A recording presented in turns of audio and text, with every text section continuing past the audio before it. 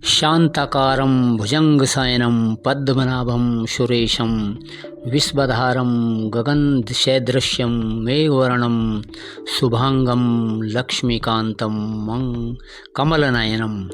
एकादशी माता की जय। श्री हरि विष्णु माता लक्ष्मी जी की जय। एकादशी माता की जय जय। हरि विष्णु माता लक्ष्मी की जय जय। राधे राधे मित्रों, फाल्गुन मास की कृष्ण पक्ष की आने वाली एकादशी को विजय एकादशी के नाम से जानी जाती है। यह दिन जगत के पालनहार श्री हरि विष्णु जी की पूजा अर्चना आराधना के लिए समर्पित मानी गई है। धार्मिक मान्यता यह है कि विजया एकादशी का व्रत रखने से साधक को हर कार्य में विजय मिलती है, जीवन में सुख समृद्धि और खुशहाली आती है। तो आइए हम जानते हैं इसके पीछे की कहानी। धर्मराज युधिष्ठिर बोले, हे जनार्दन, हे कृष्णा, हे माधव, फाल्गुन मास के कृष्ण पक्ष की एकादशी का नाम क्या है और उसकी विधि क्या है, कृपया करके हमें बतलाइए। श्री कृष्ण भगवान बोले, हे राजन, फाल्गुन मास के कृष्ण पक्ष की एकादशी का नाम विजया एकादशी है। इसके व्रत के प्रभाव से मनुष्यों को विजय प्राप्त होती है। यह सब व्रतों से उत्तम व्रत है। इस विजय एकादशी के महात्म्य के श्रवण व पठन करने से समस्त पाप नाश हो जाते हैं। एक समय की बात है, देव ऋषि नारद जी ने जगत पिता ब्रह्मा जी से कहा, महाराज, आप मुझसे फाल्गुन मास के कृष्ण पक्ष की एकादशी का विधान कहिए। तो ब्रह्मा जी कहने लगे, हे नारद, विजय एकादशी का व्रत पुराने तथा नए पापों को नाश करने वाला है। इस विजय एकादशी की विधि को मैंने आज तक किसी से भी नहीं कहा है। यह समस्त मनुष्यों को विजय प्रदान करती है। त्रेता युग में मर्यादा पुरुषोत्तम श्री रामचंद्र जी को जब 14 वर्ष का वनवास हो गया था, तब वे श्री लक्ष्मण जी वे श्री सीता जी सहित पंचवटी में विश्राम करने लगे। वहाँ पर दुष्ट रावण ने जब सीता जी का हरण किए और तब समाचार से श्री रामचंद्र जी तथा लक्ष्मण जी ने ये सुना, अत्यंत व्याकुल हुए और सीता जी की खोज में चल दिए। घूमते घूमते जब वे मरणासन्न जटायु के पास पहुँचे तो जटायु ने उन्हें सीता जी का वृत्तांत सुनाकर स्वर्गलोक को चले गए। कुछ आगे चलकर उनकी सुग्रीव से मित्रता हुई और फिर बाली का वध किया। हनुमान जी ने लंका में जाकर सीता जी का पता लगाया और उनसे श्री रामचंद्र जी की और सुग्रीव की मित्रता का वर्णन किया। वहाँ से लौटकर हनुमान जी ने भगवान राम के पास आकर सब समाचार कहे।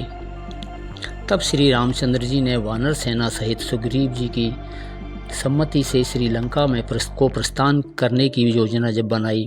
जब श्री रामचंद्र जी समुद्र के किनारे पहुँचे तब उन्होंने मगरमच्छ आदि से युक्त उस अगाध समुद्र को देखकर लक्ष्मण जी से कहा, हे लक्ष्मण, इस समुद्र को हम किस प्रकार से पार करेंगे? ये तो बड़ी ही अचरज की बात होगी, हमारे लिए बहुत ही एक ऐसे कारण बन गया है। लक्ष्मण जी, कृपया आप हमें इसका विधान बताइए। श्री लक्ष्मण जी से कहा, पुराण पुरुषोत्तम, आप आदि पुरुष हैं, सब कुछ जानते हैं। यहाँ से आधा योजन दूरी पर कुमारी द्वीप में वकदालभ्य नाम के मुनि रहते हैं। उन्होंने अनेक ब्रह्मा देखे हैं। आप उनके पास जाकर इसका उपाय पूछिए। लक्ष्मण जी के इस प्रकार के वचन सुनकर श्री रामचंद्र जी वकदालभ्य ऋषि के पास गए और उनको प्रणाम करके बैठ गए।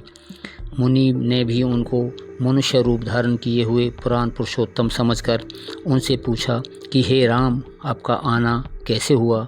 रामचंद्र जी कहने लगे, हे ऋषि, मैं अपनी सेना के सहित यहाँ आया हूँ और राक्षसों को जीतने के लिए लंका जा रहा हूँ। आप कृपया करके समुद्र पार करने का कोई ऐसा उपाय बताइए। मैं इसी कारण आपके पास आया हूँ।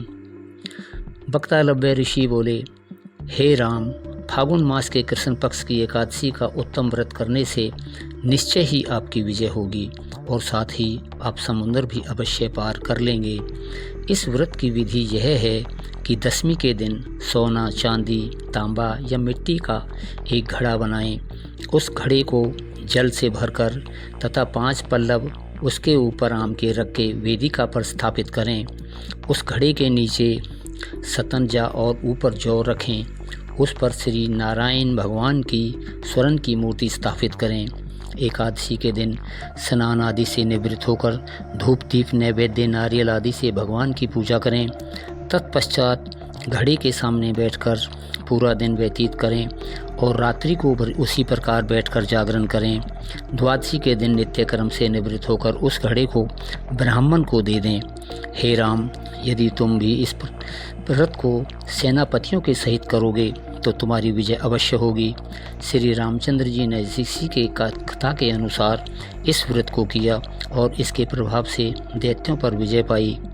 अतः हे राजन, जो कोई मनुष्य विधि पूर्वक इस व्रत को करेगा दोनों लोकों में उसकी अवश्य विजय होगी।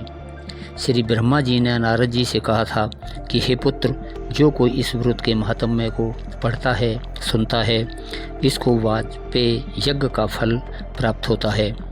बोलो श्री एकादशी माता की जय, श्री विष्णु जी महाराज की जय, माता लक्ष्मी की जय जय।